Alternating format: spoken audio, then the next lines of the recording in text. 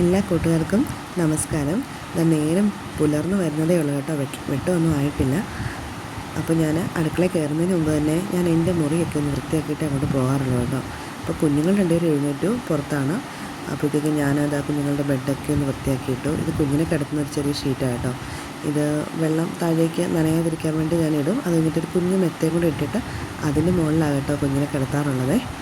അപ്പോൾ കുഞ്ഞിനൊരു കുഞ്ഞ് തലയണയൊക്കെ ഉണ്ട്. പിന്നെ കുഞ്ഞിൻ്റെയും നിർത്തിയാക്കും. പിന്നെ അച്ഛനും മൂത്ത മോളും കിടക്കുന്ന ബെഡായത് കേട്ടോ. ഇത് കുറേ ആയി. അപ്പോൾ അവൾ അമ്മയുടെ ബെഡ് കട്ടി കുറവാണ്, എൻ്റെ ഭയങ്കര കട്ടിയാന്ന് പറഞ്ഞപ്പോൾ ഞാനൊരു കുഞ്ഞു മെത്തയും കൂടെ അവൾക്ക് വാങ്ങിച്ചു കൊടുത്തു കേട്ടോ. അതും കൂടെ ഇട്ടിട്ടാണ് ഞാൻ ഷീറ്റ് വിരിക്കാറ്. കുഞ്ഞിന് ഭയങ്കര പേടിയായി കൊതുകും പ്രാണിയൊക്കെ, അതുകൊണ്ട് ഞാൻ അവൾക്കൊരു നെറ്റും കൂടി ഇട്ട് കൊടുത്തിട്ടുണ്ട് കേട്ടോ. പിന്നെ ഞാൻ ഈ ബെഡൊക്കെ വിരിച്ച് കഴിഞ്ഞാൽ ചെയ്തതെന്ന് വെച്ചാൽ ജനാലകളാണ് കേട്ടോ. എൻ്റെ മുറിയുടെ ജനാലകൾ ഞാൻ ഇങ്ങനെ തുടച്ചിടും. പണ്ട് പക്ഷേ ഞാനത് ശ്രദ്ധിച്ചിരുന്നില്ല. ഇവിടെ ഞങ്ങളുടെ ഒരു കൊച്ചു മുറിയാണ്, ഭയങ്കര ചൂടും ആവിയൊക്കെ ആയതുകൊണ്ട് ഒരു AC ഒക്കെ വാങ്ങിച്ച് വെച്ചിട്ടുണ്ട്.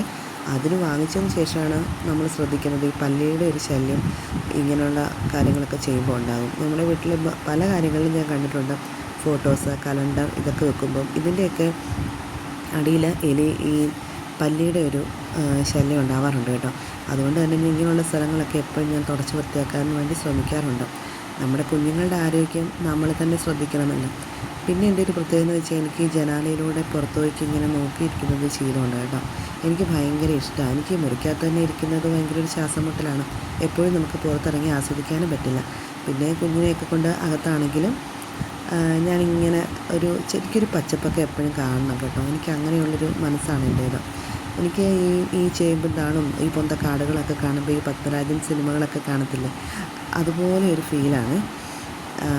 എനിക്ക് ഭയങ്കര ഇഷ്ടമാണ്. പിന്നെ നമ്മുടെ കുടുംബത്തൊക്കെ എപ്പോഴും അച്ഛന്മാരൊക്കെ ഉണ്ടെങ്കിൽ സിറ്റൗട്ടിൽ അവർ തന്നെ എപ്പോഴും കാണും. അപ്പോൾ നമ്മൾ അവിടോട്ട് അങ്ങനെ പോകാറില്ല. ഞാൻ എപ്പോഴും കഴിവതും എൻ്റെ മുറിയും അടുക്കള മുറ്റമൊക്കെയാണ് എൻ്റെ ഒരു ലോകമെന്ന് പറയുന്നത്. അപ്പോൾ ഞാനെപ്പോഴും ഈ ജനാലയുടെ അടുത്ത് വന്ന് നിൽക്കുമ്പം എൻ്റെ കയ്യിൽ കുഞ്ഞുമൊക്കെ ഉണ്ടാവും. അപ്പോൾ കുഞ്ഞു ഈ കമ്പികളിലൊക്കെ തൊടുകയൊക്കെ ചെയ്യുക മാത്രമല്ല, അവിടെ വന്ന് നിൽക്കുമ്പോൾ അവിടുത്തെ ഒരു പൊടിയും കാര്യങ്ങളൊക്കെ വരാതിരിക്കാൻ വേണ്ടിയിട്ടും കൂടെ ഞാനെപ്പോഴും കാണാൻ വലിയ ഭംഗിയൊന്നും ഇല്ലെങ്കിലും പക്ഷേ ഇവിടെ അഴുക്കാകാതൊക്കെ ഞാൻ സൂക്ഷിച്ച് വിടാറുണ്ട് കേട്ടോ. അപ്പം നമുക്ക് നല്ല സംതൃപ്തിയോടെ ഒരു അറപ്പില്ലാണ്ട് അവിടെ വന്ന് നിൽക്കാനും നമുക്കിപ്പോൾ നമ്മുടെ ആ ഒരു കാഴ്ചയിൽ ഇങ്ങനെ ആസ്വദിക്കാനുള്ളൊരിത് കിട്ടും. അല്ലെങ്കിൽ നമുക്കെപ്പോഴും ഇവിടെ പൊടിയാണല്ലോ, കുഞ്ഞിനെ കൊണ്ട് ഇവിടെ നിൽക്കാൻ പറ്റില്ല എന്നൊരു ചിന്ത വന്നു കഴിഞ്ഞാൽ നമുക്ക് ഈ പറയുന്ന കാര്യങ്ങളൊന്നും നടക്കില്ലല്ലോ. ഒരു മുരിങ്ങക്കമ്പ് അപ്പുറത്തെ വീട്ടിലാണ് കേട്ടോ, അവരതും മുറിച്ചിട്ടിട്ടുണ്ട്. എനിക്ക് ചേമ്പുകളൊക്കെ ഇങ്ങനെ നിൽക്കുന്നത് ഭയങ്കര ഇഷ്ടമാണ്. ഈ സമയത്ത് ഇതൊന്നുമില്ല. ചില സമയത്ത് ഇവിടെ പക്ഷികളൊക്കെ വരാറുണ്ട് കേട്ടോ. പിന്നെ ഇത് അലമാരയാണ് ഞാൻ തുടയ്ക്കുന്നത്. അലമാരയുടെ ചില്ലുകളും എൻ്റെ കുഞ്ഞ് എപ്പോഴും ഇങ്ങനെ വൃത്തികേടാക്കുന്നൊരു സ്ഥലമാണ് കേട്ടോ. അവൾ ഈ പൗഡറൊക്കെ കൊട്ടിയിടുകയും പേപ്പറുകളൊക്കെ ഇങ്ങനെ വെള്ളം തൊട്ട് ഇവിടെ കൊണ്ട് ഒട്ടിച്ച് വെക്കുകയൊക്കെ ചെയ്യുവേ. അപ്പോൾ അതുമൊക്കെ ഞാനൊന്ന് മാറ്റി വൃത്തിയാക്കി കൊടുക്കാറുണ്ട്. അവളോട് ഞാനത് ചെയ്യേണ്ടെന്ന് പറഞ്ഞാലും അവളത് ചെയ്യും. കുറേ ഞാൻ പറഞ്ഞു നോക്കി, പക്ഷേ ഞാൻ ഒരുപാട് അവളെ വഴക്ക് അടിക്കുകയൊന്നും ചെയ്യാറില്ല കേട്ടോ. അവൾക്ക് എന്തെങ്കിലുമൊക്കെ കളിക്കാനൊരു ഇത് വേണ്ടേ, അല്ലെങ്കിൽ പിന്നെ കുഞ്ഞുങ്ങളുടെ മനസ്സ് വല്ലാണ്ടായി പോകത്തില്ല. അവളുടെ വീട്ടിൽ അവളുടെ വീടായിട്ട് കരുതി അവൾക്ക് ഇഷ്ടമുള്ളതൊക്കെ അവൾ ചെയ്യാറുണ്ട്. ഒരുപാട് നാശമൊന്നുമില്ല കേട്ടോ. എന്നെയൊക്കെ വൃത്തിയാക്കി എടുക്കത്തക്ക രീതിയിലേ അവൾ ചെയ്യാറുള്ളൂ. അല്ലാതെ ക്രയോൺസ്, സ്കെച്ച് അതുകൊണ്ടുള്ള ഉപദ്രവങ്ങളൊക്കെ കുറവാണ് കേട്ടോ. പിന്നെ എൻ്റെ കുറച്ച് പുസ്തകങ്ങളൊക്കെ ഉണ്ട് കേട്ടോ. ഞാൻ രാത്രിയിലൊക്കെ എനിക്ക് വായിക്കുന്നൊരു സ്വഭാവം, പണ്ടൊക്കെ നന്നായിട്ട് വായിച്ചിരുന്നു, ഇപ്പോൾ കുറവാണ്. പിന്നെ അതിൻ്റെ ഇടയ്ക്ക് ഫ്ലിപ്കാർട്ടിൽ നിന്ന് 2-3 ചെരുപ്പ് വന്നു.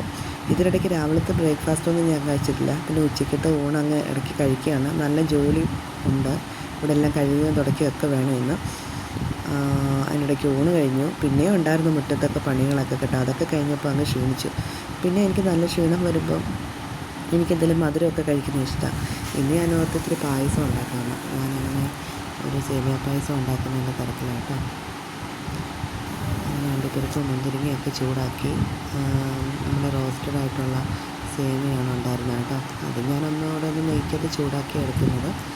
പിന്നെ ഒരു 3 കവർ പാലുണ്ട്, അത് ഞാൻ 2 കവർ തിളപ്പിച്ചെടുക്കും കേട്ടോ. തിളപ്പിച്ചത് വെച്ച് വയ്ക്കും. പിന്നെ ബാക്കിയുള്ള പാലിലാണ് ഞാൻ ഈ സേമിയ അത് ഞാൻ കുറച്ച് വെള്ളം കൂടി ചേർത്തിട്ടാണ് വേവിക്കാൻ വെക്കുന്നത്. ആ 1 കവറും ഒരു അത്രയും തന്നെ വെള്ളം കൊണ്ട് ചേർത്ത് സേമിയ വേവിക്കാൻ വെക്കും. അല്ലെങ്കിൽ പാല് മാത്രം ചേർത്ത് കഴിഞ്ഞാൽ ഈ സേമിയ വേഗത്തുമില്ല, കുറുകിപ്പോയിട്ട് പിന്നെ ഈ നൂഡിൽസ് തിന്നുന്ന പോലെ തിന്നേണ്ടി വരും. എനിക്കത് ഇഷ്ടമല്ല. ഈ വെള്ളം ചേർത്ത് വെക്കുന്ന സേമിയ നന്നായിട്ട് അത് പറ്റുന്ന വരെ ആക്കിയിട്ട് പാല് വെള്ളം കൂടി ചേർത്തത് നല്ലതായിട്ട് പറ്റി അതിൻ്റെ തൊട്ടും വെള്ളമില്ലാതാവുമ്പോഴേ നമ്മൾ തിളപ്പിച്ച് വെച്ച പാലും കൂടി ചേർക്കുകയുള്ളൂ. അപ്പോൾ ഈ വെള്ളവും പാലും കൂടെ ഉള്ളത് കൊണ്ട് ഈ സേമിയ നന്നായിട്ട് വേകുകയും ചെയ്യും. പിന്നീട് ഈ പാല് ചേർക്കുമ്പോൾ നല്ല മധുരമൊക്കെ ആവുകയും ചെയ്യും. ഇതിൽ വലിയ കാര്യങ്ങളൊന്നും ചവ്വരി അങ്ങനെയൊന്നും ചേർക്കാറില്ല. ഇതിപ്പോൾ നമ്മുടെ ക്ഷീണം മാറാൻ വേണ്ടി ഒരാഗ്രഹത്തിന് വേണ്ടി ഉണ്ടാക്കിയതാട്ടോ. ഇതിൽ അണ്ടിപ്പരിപ്പും മുന്തിരിങ്ങയും ഏലക്കായും പഞ്ചസാരയും പാലും മാത്രമേ ഉള്ളൂ. ഇതിലൊരു കളർ കിട്ടാൻ വേണ്ടി ഞാൻ പഞ്ചസാര ഇങ്ങനെ നമ്മൾ ഉരുക്കി ചേർക്കുമല്ലോ, അങ്ങനെ കൂടി ചേർത്തിട്ടുണ്ട്. അത്രയൊക്കെ തന്നെ ചേർക്കുമ്പോൾ തന്നെ നല്ല ടേസ്റ്റാണ്. പിന്നെ നമ്മളുടെ ഒരു ആഗ്രഹത്തിന് വേണ്ടിയിട്ടുള്ളൊരു മധുരക്കുടിയാണ് കേട്ടോ ഇത്. അപ്പോൾ ഇന്ന് ഇത്രയേ ഉള്ളൂ. പുതിയൊരു വീഡിയോയുമായിട്ട് പിന്നെ വരാം.